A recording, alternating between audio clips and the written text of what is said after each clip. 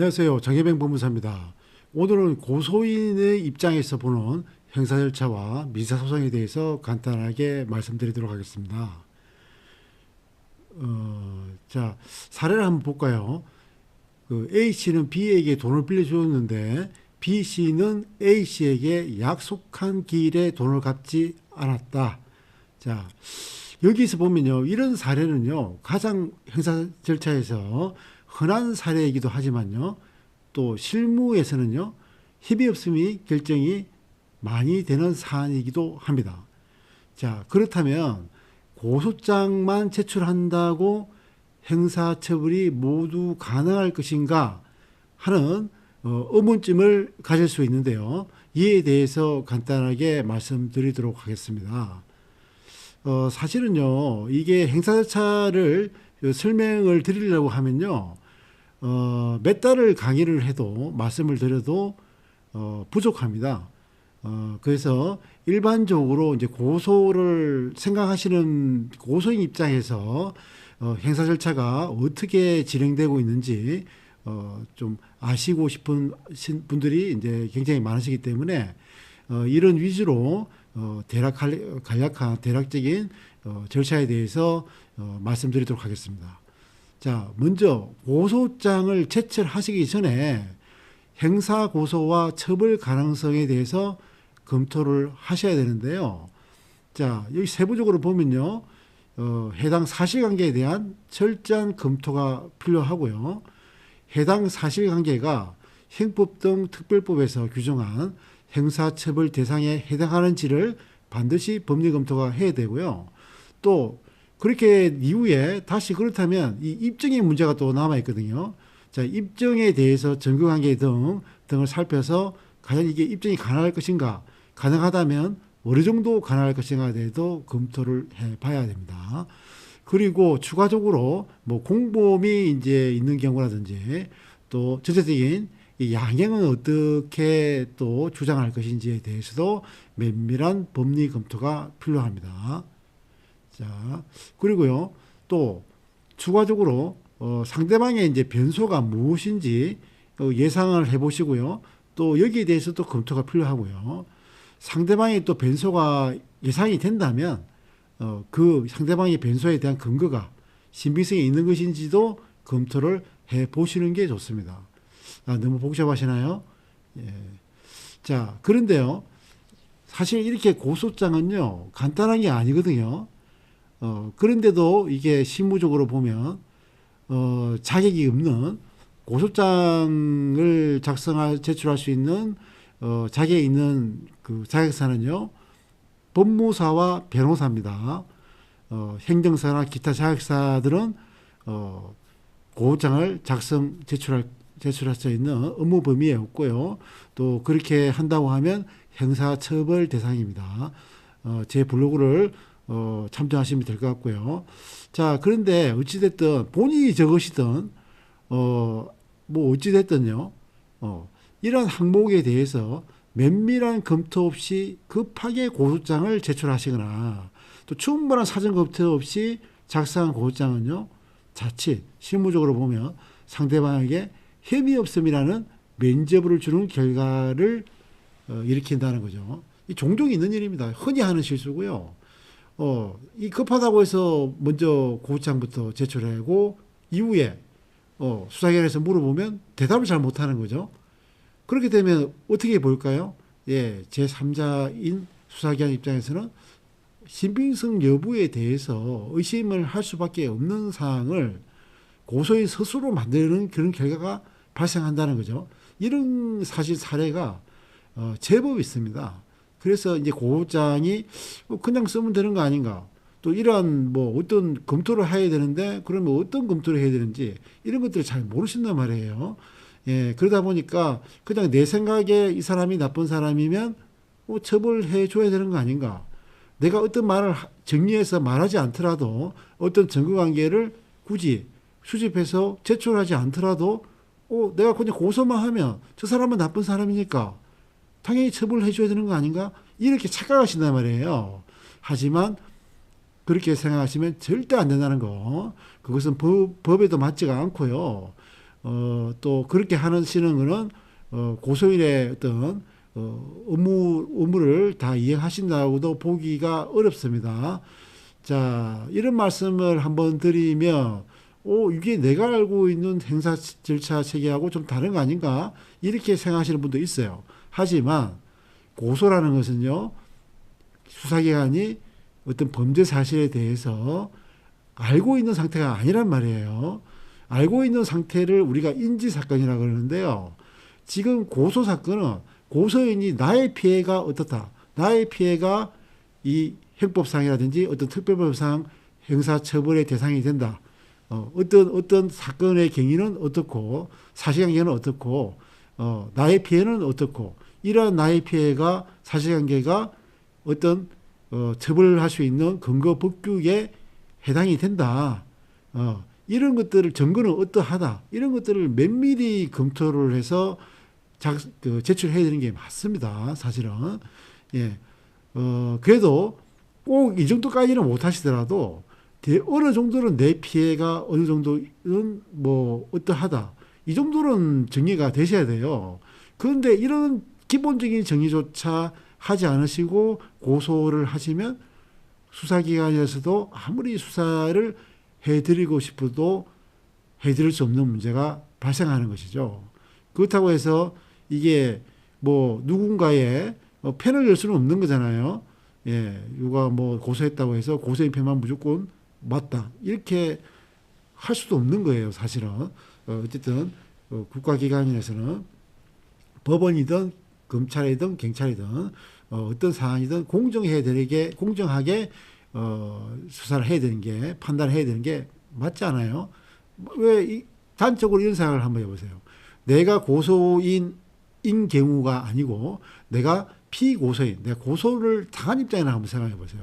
누군가가 고소를 했는데 아무 이유도 없고 근거도 없이 고소를 했는데 나는 피고소인, 고소를 당했다는 이유만으로 나쁜 사람이 되고 처벌이 돼야 된다. 이렇게 생각만 한번 입장을 바꿔서 생각해 보시면 제 말씀이 법리적으로 또 추가적으로 상세하게 근거를 말씀 안 드려도 이해가 되실 거라고 생각됩니다. 자, 다음요. 자, 그렇게 되면 이제 경찰 수사 단계부터 말씀을 드리면 일단 고소장을 제출하시면요. 또 약속한 경찰관이 이제 배당이 되면 연락이 오고요. 그러면 이제 서로 조율해서 이제 고소인 진술 일정을 잡고요.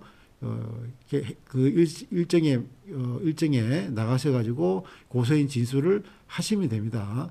자, 여기서 보시면 뭐 눈치채시겠지만 고소장을 면밀히 검토해서 잘 제출을 하는 경우에는 고소인 진술에서는 특별한 부담이 없으시겠죠.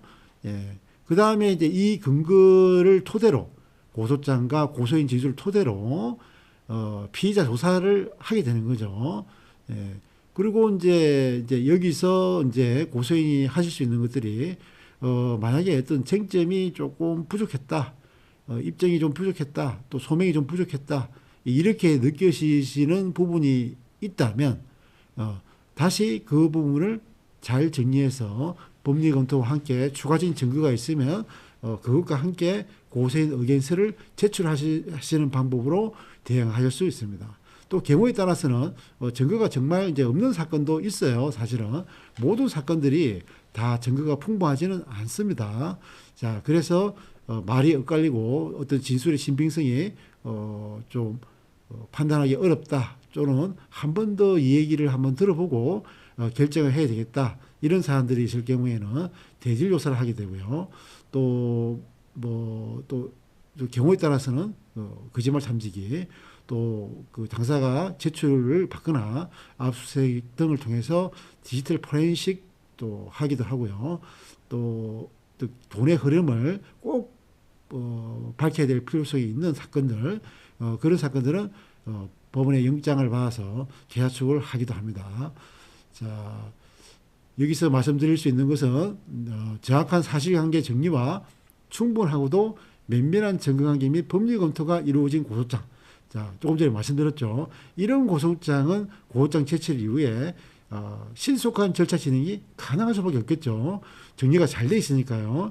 자, 추가적으로 혐의 입증 가능성도 이렇게 되면 높아질 수밖에 없다는 말씀을 드릴 수가 있어요. 실제적으로도. 이거는 뭐 어찌 보면 뭐 당연한 일이다 이렇게 말씀드릴 수도 있는데요. 그만큼 서면을 처음부터 고소하실 때 잘 정리해서 제출하시는 게 좋다 이런 말씀을 드리고 싶습니다.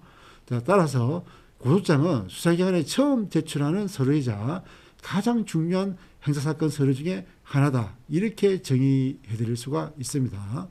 자, 사실관계 및 치열한 법리 다툼이 있는 등의 사안이라면 추가적으로 고소인 의견서를 제출하여 대응하는 것이 좋다. 예, 조금 전에 말씀드린 것과 똑같습니다. 자, 이렇게 되면 이제 이후 절차는 불송치 또는 송치인데요. 불송치를 하시는 결정이 나는 경우에는 고소인께서는 이제 이의 신청 하실 수 있고요. 또 송치가 되면 검찰로 넘어가서 검찰 수사가 진행이 됩니다. 자, 이 검찰 단계에서도요.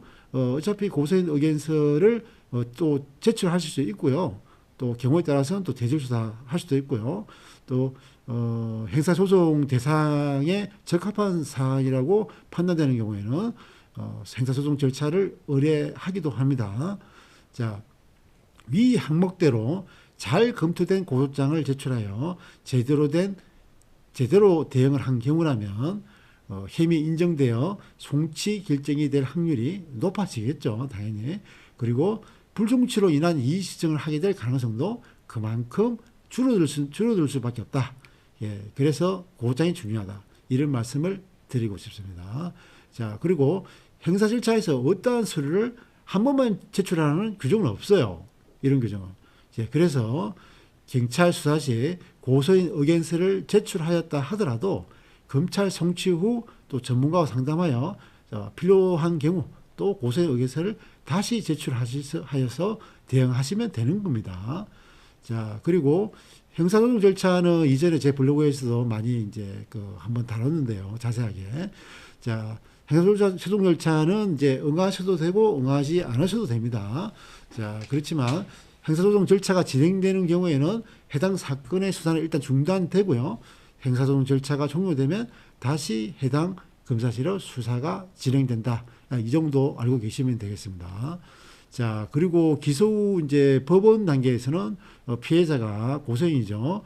법정 진술을 할 수 있는 뭐 하는 경우도 있고요. 하지 않는 경우도 있고요. 뭐 또 적극적으로 방청을 하셔가지고 재판 또 진행 과정을 또 한번 또 들어보시고 확인해 보시는 것도 뭐 괜찮은 방법입니다. 그리고 경우에 따라서는 또 탄원서 제출하실 수 있고요. 또 피해자 의견서, 또 배상 명령이 또 필요하다고 생각되시는 경우에는 배상 명령 신청, 또 이렇게 하실 수가 있습니다. 자, 그리고 피해자가 법정 진술을 하지 않더라도요, 탄원서, 피해자 의견서 등의 방법으로 해당 사안에 대해서 의견을 제출할 수 있고요. 이러한 피해자 작성 서면의 내용은 혐의가 인정된다고 하면, 유죄가 된다면 피고인의 양형을 정할 때 매우 중요한 자료로 사용되기도 합니다. 자, 그리고 이제 이게 재산범죄 같은 경우에는 특히 민사소송을 할 것인지, 한다면 언제 할 것인지, 이런 것들은 가장 적절한 시점은 전문가와 상담하시는 게 좋습니다. 자, 마무리 말씀드리겠습니다. 형사 절차의 대응은 조금 전에 살펴보셨던 같이 고도의 전문적인 지식과 실무 경험, 노하우가 필요하다고 강조해서 말씀드릴 수 있습니다. 특히 누군가를 처벌한다는 것 결코 쉬운 절차로 생각하시면 아니 될 거고요. 반드시 전문가의 도움을 받으실 거를 권해드립니다. 이게 진짜 고소장을 너무 쉽게 보시고 회사 절차를 너무 간단하게 보시는 경향들이 제법 있으신 것 같아요. 물론 이제 살다가 형사 고소를 하실 일이 뭐 많지는 않죠, 사실은. 또 경우에 따라서는 어떤 분은 뭐 많이 발생하는 경우도 있어서 또 경험이 있으신 분도 있겠지만 한번 형사 절차를 부딪혀 보시면 뭐 제 말이 어떤 취지라는 것을 금방 아실 수가 있는데요. 자, 고소장, 형사 절차 너무 쉽게 보시면 뜻하는 바를 만족하실 수가 없는 경우가 많이 발생합니다. 특히 이 행사 사건은 고소라는 것은 아시다시피 첫 번째가 상대방을 처벌하는 게 목적이겠죠. 예, 두 번째는 어떤 피해가 있으면 또 피해 회복도 원하는 부수적인 절차로 이용되기도 합니다. 그렇지만 이제 주목적인 행사 처벌인데요. 사람을 처벌한다는 것은 사실은 굉장히 쉬운 일은 아니고요. 또 경우에 따라서는 뭐 굉장히 이견이 없는 사건도 있겠죠. 이제 뭐 정말 명백한 사건, 그런 거 사건들은 사실은 본인이 하셔도 되는데 제 글 참조하시고 제 말씀 듣고 하셔도 되지만 조금 이제 재산 범죄라든지 논점이 좀 있는 사건들은 전문가를 찾으셔가지고 충분한 상담을 받으시고 또 면밀한 검토와 또 확인 통해서 전문가한테 의뢰하시는 게 좋다, 이런 말씀을 드리고 싶습니다. 자, 그리고 도움이 필요하신 분들은 언제든지 저희 사무실에 연락 주시면 되고요. 미사 사건이든 행사 사건이든 가사 사건이든 행정 사건이든 궁금하시거나 대응이 필요하신 분들은 망설이지 마시고 저희 사무실로 연락을 주시거나 의뢰하시면 정확한 쟁점 파악을 통한 사실관계 정리와 전문적인 법률 검토를 통해 도움을 드리고 있다는 말씀을 드립니다. 오늘도 좋은 하루 되십시오. 감사합니다.